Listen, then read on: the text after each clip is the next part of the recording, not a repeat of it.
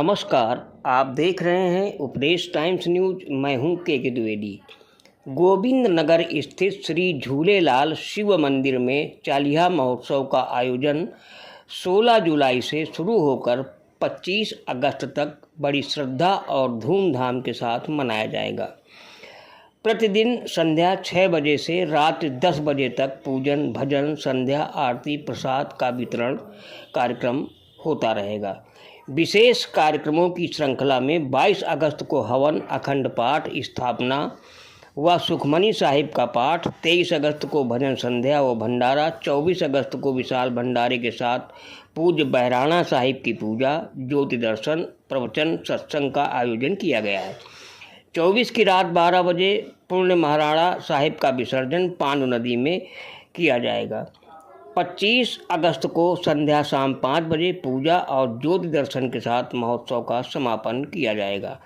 इस अवसर पर श्यामलाल मूलचंदानी अध्यक्ष, सुरेश कटारिया, महेश मनचंदा, बंटी सिंधवानी, नरेश फूलवानी, चंद्रभान मोहनानी, बिहारी लाल बजाज सहित बड़ी संख्या में पदाधिकारी व श्रद्धालु उपस्थित रहे।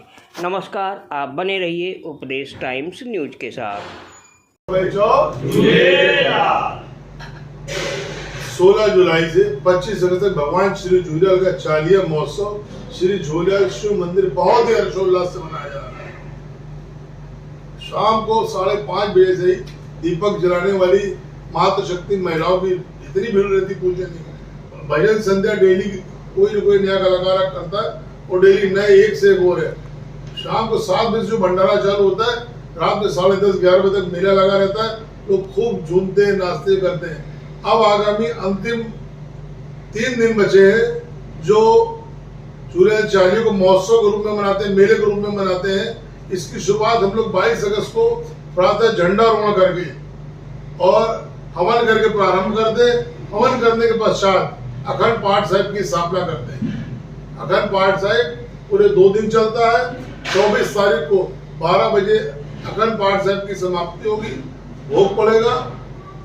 बाहर से आई हुई पार्टियां महाराज श्री श्रीचंद जी महाराज, लखनऊ के शिव शांति आश्रम के साईं मोहनलाल जी, गोरखपुर से पधारे हुए साईं रविदास जी और स्थानीय संत साईं भोलाराम जी और साईं रमेश लाल साईं बीटीआर वाले, सभी संतों का आगमन बराबर 23, 24, 25 तीनों दिन है।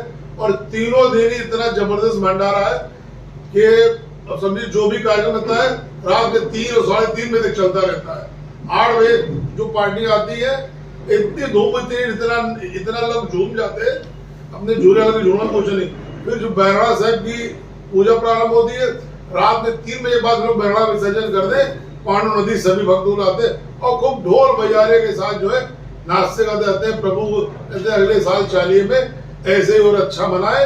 हम लोग उनसे प्रार्थना करते हैं कि सब पे कृपा बनी रहे। मेरे इष्ट देवता वरुण देवता सब पे कृपा बनी रहे, सब अच्छे से तरक्की करे, पूरे समाज का भला हो। आयो लाल सभी जाओ झूलेलाल। एक चीज और करवाएंगे, बिना सिंध के हिंद अधूरा है। अतः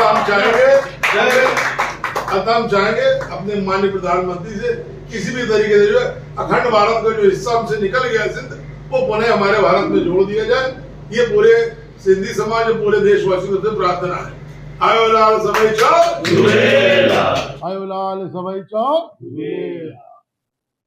पूज्य श्री झूलेलाल जी का चालिया महोत्सव क्योंकि 16 जुलाई से प्रारंभ हुआ है और 25 अगस्त तक चलेगा। ये पूरे 40 दिन हमारे सिंधी समाज के लिए तपस्या के दिन होते हैं और डेली श्री झूलेलाल शिव मंदिर प्रांगण में डेली शाम को अलग अलग कलाकारों द्वारा भजन संध्या, महिलाएं आटे के दीप जला के लाते भगवान श्री झूलेलाल की जोत के आगे प्रज्वलित करती हैं। डेली 300 से 400 महिलाएं आती हैं और दीप प्रज्वलित करती हैं, बैठ के सत्संग के अंदर भाग लेती हैं और डेली अलग अलग व्यंजन के भंडारे। पूरे चालिये के अंदर 2 चंड पड़े थे। दोनों दिन बहराणा साहिब हुआ। 16 जुलाई से जिस दिन प्रारंभ हुआ उस दिन पूज्य बहराणा साहिब हुआ। बीच में 17 अगस्त को एक परिक्रमा बहराणा साहिब की निकाली गई थी, हुआ। अब इसके बाद हम लोग 22 तारीख कल हमारे यहाँ सवेरे हवन है, उसमें झंडा हुआ है, फिर अखंड पाठ साहिब की स्थापना है उसके शाम को गुरुद्वारे कमेटी द्वारा सुखमनी साहिब का पाठ, और उसके बाद कीर्तन और सत्संग है। कल पूरा हर्षोल्लास का दिन है। इसी प्रकार परसों 23 अगस्त को डबरा से आए हुए संत श्री श्री चंद जी महाराज और साईं शिव साईं, उन दोनों का प्रवचन है, उन दोनों सत्संग है। और उन्हीं के साथ आई सागर एंड पार्टी, एमपी की मशहूर पार्टी, उसका सत्संग जोरदारी पर है।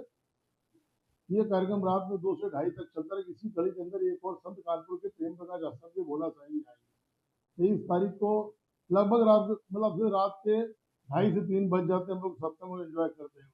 पूरा दिन भंडारा चलता है। पूरा दिन चित्ते भक्त कर पूरा मंदिर देखने लायक होता है। 24 तारीख को प्रातः 11 बजे अखंड साहिब पाठ की समाप्ति होती है, अरदास होती है, पल्लव होता है, आरती होता है। लखनऊ के शिव शांति आश्रम के प्रमुख साईं मोहन लाल जी आते हैं, डबरा वाले संत जी भी होते हैं, बीटीआर आश्रम के रमेश लाल साईं जी रहेंगे। उनके सानिध्य में उनके सामने आरती के कार्यक्रम होते हैं और बहुत बड़ा विशाल भंडारा, पूरा बाहर पूरी गली भर जाती, ऊपर भर जाती, आस-पास क्षेत्र का आदमी कम से कम 8 से 10 हजार आदमी भंडारा 24 तारीख खा के जाता है। वो भंडारा लगभग हमारा शाम को 4 साढ़े 4 तक चलता है। फिर पुनः शाम को 5 बजे पूज्य बहराणा साहब की तैयारी हम लोग करते हैं। बहराणा साहब की तैयारी करने के पश्चात हम लोग जितने भी भक्त आते हैं वो खा पाते हैं, क्योंकि 40 दिन पूरे हो रहे होते हैं 24 तारीख को। बहुत ही बिल्कुल भक्ति जैसा माहौल होता है। और मैं गोरखपुर से उस दिन आ रहे संत श्री रविदास, बहुत ही अच्छे प्रवचन, बहुत ही अच्छे भजन वाले हैं। उनके सानिध्य में चालिया महोत्सव पूरी तरह हर्षोल्लास मनाया जाएगा। फिर रात में लगभग आरती के टाइम भगवान के कपाट खुलेंगे। रात में जो बहराणा की तैयारी होती है, बहराणा हम लोग लेकर के पांडु नदी जाते हैं विसर्जन में। लगभग हम लोग को 3 से साढ़े 3 4 बज जाता है। फिर विसर्जन करके वहां से हम लोग वहां से लौटते हैं। 40 दिन हमारे पूरे हो जाते हैं। 40 दिन अच्छे से निपट गए। इसी की खुशी में हम लोग 41वां भी मनाते हैं, जो 25 अगस्त को होता है। उस दिन पूज्य बहराणा साहिब बच्चों का बहुत ही सुंदर बच्चों ने तैयारी की हुई है। हमारे सिंधी समाज और भी समाज के बच्चे जुड़े हुए, लगभग 70 से 80 बच्चों ने जबरदस्त प्रस्तुति की तैयारी की है। रंगारंग कार्यक्रम, उनका डांस, कुछ बच्चे सिंगिंग वाले, बहुत अच्छा कार्यक्रम। उस दिन भी बहराणा के अंदर खूब छेज डोकला नृत्य सब करते हैं। इसको डांडिया कहा जाता है। हम लोग डोकला नृत्य छेज बोलते हैं। उसमें खूब सब लोग नृत्य करें, खूब आनंद करते हैं, ढोल पे खूब नाचते हैं। और रात में लगभग 2:30 से 3 बज जाता है हम लोग को पूज्य बहराणा साहब को पांडु नदी में विसर्जन करते हैं। ये हमारा 16 जुलाई से लेकर 25 अगस्त तक ये प्रभु की सेवा का कार्य चलता रहता है। हम लोग पूरी तरह भक्ति नहीं तो 40 दिन तक कायदे से तो हम लोग तो एक टाइम खाना है व्रत, बहुत से लोग बाल नहीं बनवाते, अलग अलग सबकी होते हैं। लेकिन ये बिल्कुल एक तरीके से सेवा का हमारे पूरे 40 दिन होते हैं। उस झूलेलाल की बड़ी कृपा हमेशा सबसे बनी रहे। इस चालीहे के माध्यम से पूरे कहना चाहेंगे कि बिना सिंध के हिंद अधूरा है। अखंड भारत का हिस्सा जो सिंध हमारा छूट गया है, हम ये चाहेंगे माननीय प्रधानमंत्री जी से किसी भी तरीके से प्रयास करेंगे कि एक बार सिंध को पुनः हमारे अखंड भारत के हिस्से में जोड़ दिया जाए, भारत में जोड़ दिया जाए, तो जो हमारा हिंद अधूरा है वो हिंद हमारा पूरा हो जाए। आयो लाल सबई चौ झूलेलाल, आयो लाल सबई चौ झूलेलाल। बिना सिंध के हिंद अधूरा है। हमारे अखंड भारत का हिस्सा सिंध है, जहां एक गलत निर्णय से, एक ही रात के अंदर गलत निर्णय, कुछ घंटों के गलत निर्णय से जो 14 अगस्त की विभाजन की भीषिका हम लोग झेली है, हम लोगों ने कम से कम 8 से 10 लाख लोग ने अपने समझो सर कलम करवाए, अपना घर बार छोड़ा है। जो हमारा सिंध छूट गया है, मैं माननीय प्रधानमंत्री से प्रार्थना करूंगा कि जो भारत कैसा, अखंड भारत कैसा सिंध वहां छूट गया है, उसको भारत में विलय किया जाए। पूरे सिंधी समाज तरफ से, पूरे भारतवासियों की तरफ से ये हम लोग की प्रार्थना व निवेदन है कि कैसे भी कर करके इस चीज को पुनः सिंध को भारत में जोड़ा जाए। एक बार नहीं इस टाइम, लेकिन ये प्रयास जरूर है हमारे और प्रदेशों से प्रयास है, गुजरात वगैरह या एमपी वगैरह से। एमपी में शंकर लाल आर्वले जी ने बहुत प्रयास किया कि हमारा सिंध आ जाए। कभी कभी चिट्ठियों का प्रॉब्लम होता है तो कहीं ना कहीं हम लोग मेल करते हैं, ट्वीट भी करते रहते हैं कि जो सिंध में हमारे सिंधी समाज अखंड भारत के हिस्सा जो वहां पर है वहाँ बहुत पीड़ित है, एक विशेष समुदाय द्वारा बड़ी प्रताड़ना की जा रही है, बहुत पीड़ित है, किसी तरह उसको जो है इसके अंदर भारत में विलय कर लिया जाए, तो इससे अच्छा कोई काम नहीं होगा। मैं एक बार फिर बोले कहूंगा, बिना सिंध के हिंद अधूरा है, आयो लाल सबई चाओ झूले लाल।